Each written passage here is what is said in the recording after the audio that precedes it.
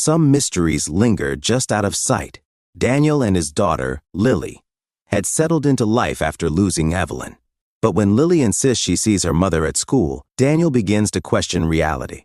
At first, he dismisses it as imagination. But when others notice a woman near the schoolyard, Daniel starts uncovering shocking family secrets. What if the past isn't buried? What if someone has been watching all along? This is a story of love, loss, and echoes that refuse to fade. Lily sat on the edge of the couch, swinging her legs as she slipped on her sneakers. Her father, Daniel, rushed around the kitchen, pouring coffee into a travel mug while checking the time. Another morning, another frantic race against the clock. Then, out of nowhere, Lily spoke. "Daddy, I see Mommy at school every day." The words hit Daniel like a freight train. His grip on the mug faltered, hot coffee sloshing over the rim. He turned slowly to face his daughter, his heart pounding. "What did you say, sweetheart?" His voice came out quieter than he intended. Lily beamed, completely oblivious to the weight her words carried. "I see Mommy. She's always there, watching me during recess. Sometimes she even waves." Daniel's throat tightened. Evelyn, his wife, Lily's mother, had been gone for over a year. A tragic car accident had taken her from them, leaving a void that neither time nor therapy could fully mend. He forced a smile. "Sweetie, you know Mommy isn't here anymore, right?" Lily's smile faded, but she didn't back down.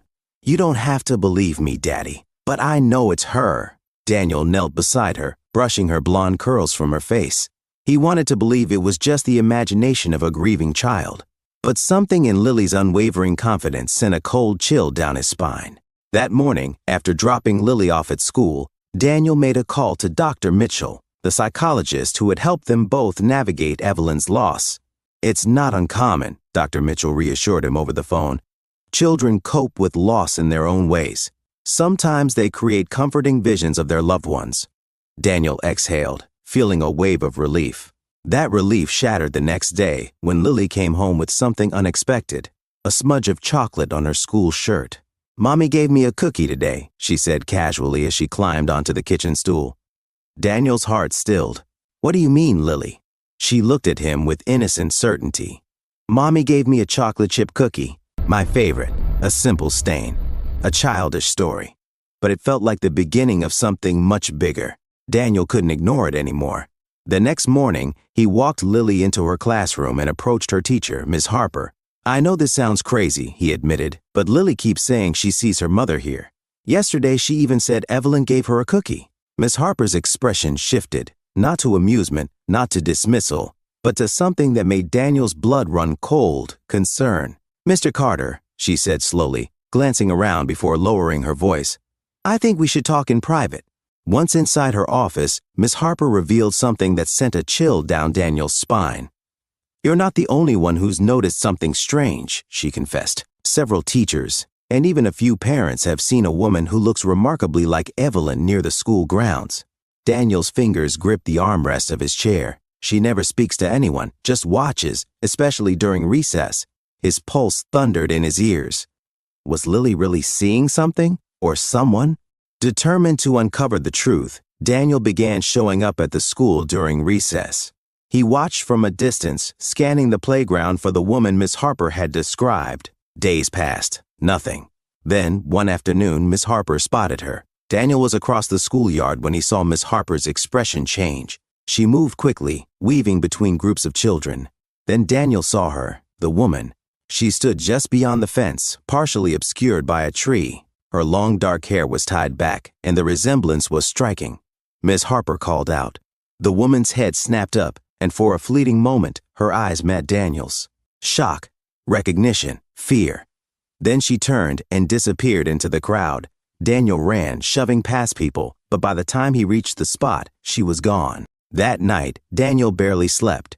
He pored over old photos of Evelyn, searching for something, anything that might explain what he saw. The next morning, the school janitor, Mr. Grayson, approached him with something unexpected. "I found this near the playground," he said, holding out a small object. A locket.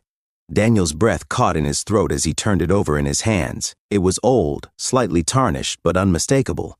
He had given Evelyn a locket just like this on their anniversary years ago, and inside was a photo of Evelyn and a woman who looked exactly like her, a twin. Confused and shaken, Daniel confronted Evelyn's parents. At first, they denied any knowledge, their expressions a mixture of discomfort and something else, regret. His frustration mounted as he pressed them for answers, his voice rising despite himself. "I need to know the truth," he demanded, "for Lily." Evelyn's father sighed deeply, rubbing his temple as if weighed down by years of unspoken history. Finally, with trembling hands, Evelyn's mother spoke, her voice barely above a whisper. "She had a twin, Elise. We separated them when they were young. It was complicated." Daniel could barely process the words. A twin. An identical sister Evelyn had never mentioned. His mind reeled, racing through memories, searching for signs he had missed. How had this secret stayed buried for so long? Why had Evelyn never told him? Why was she taken away, he asked, his voice hoarse. What happened? Evelyn's mother hesitated, glancing at her husband before continuing. There were family struggles, decisions were made, and then over time it became easier to pretend Elise didn't exist. We thought it was best for everyone. We were wrong. The world tilted. Everything Daniel had believed about his wife, about their life, was shattered. But one truth remained clear. This woman watching Lily wasn't just a stranger, she was family. With a renewed sense of urgency, Daniel tracked Elise down, following every lead he could find.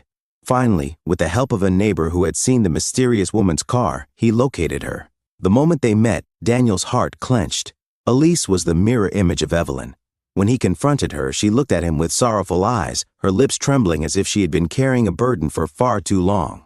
"I only found out about Evelyn's death recently," she admitted, her voice barely above a whisper. "I never knew I had a niece. I didn't even know if she would want to see me. I didn't know how to approach you," she admitted, her voice heavy with sorrow. "I was too late to make amends with Evelyn, but I wanted to see Lily, to be a part of her life." Daniel stared at her, his mind racing. "But why didn't you come to us? Why watch from a distance?"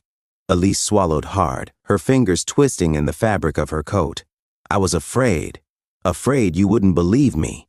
Afraid you'd think I had no right to be here after all these years. I thought if I just saw her, even from afar, it would be enough. But then I saw her playing, smiling, and I knew I couldn't just disappear." Daniel took a deep breath, emotions warring within him. He had spent so long searching for answers, and now, standing before him, was the missing piece of his wife's past. And yet there was still so much he didn't understand.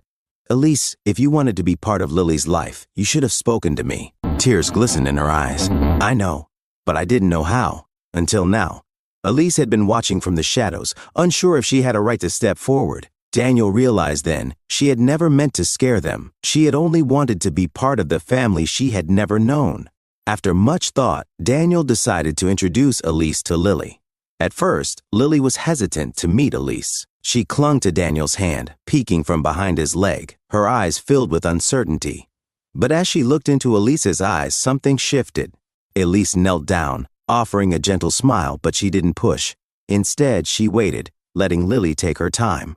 Days passed, and Elise remained patient, joining Daniel and Lily for quiet walks, reading Lily's favorite bedtime stories, and even baking the cookies Evelyn used to make. Little by little, the child's wariness faded, replaced by curiosity. One evening, as they sat on the porch watching the sunset, Lily finally spoke. Her voice was soft, filled with wonder. "You look like Mommy," she whispered, her fingers brushing Elise's hand as if to confirm she was real. Elise smiled softly. "That's because we were twins. Mommy and I were just like you and me." In that moment, the fear, the doubt, the haunting mystery, all of it melted away. Later, they visited Evelyn's grave together. Elise placed the locket beside her sister's name. "I'm sorry," she whispered. As Daniel, Lily, and Elise walked away hand in hand, a new chapter unfolded. One of healing, understanding, and the possibility of family rediscovered. And for the first time in a long time, Daniel felt something he thought was lost forever. Hope.